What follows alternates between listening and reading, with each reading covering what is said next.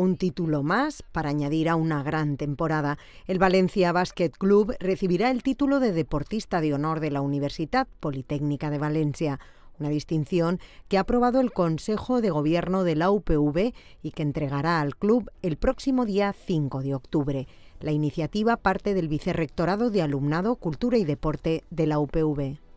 En este caso el Valencia Basket, aparte que han hecho una gesta en la última liga y acaban de ganar también la Supercopa, yo creo que representan esa excelencia, ese lema del pabellón de la cultura del esfuerzo.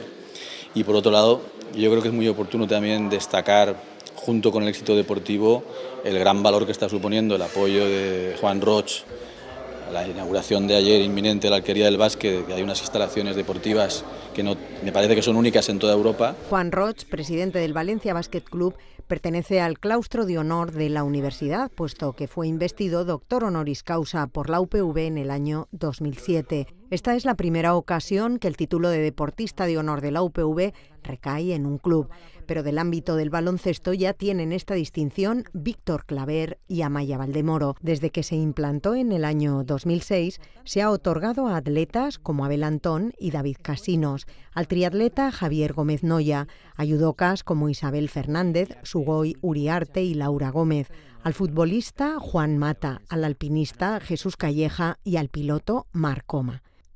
El nombramiento se ha aprobado en el primer Consejo de Gobierno del curso 2017-2018. También se ha aprobado una modificación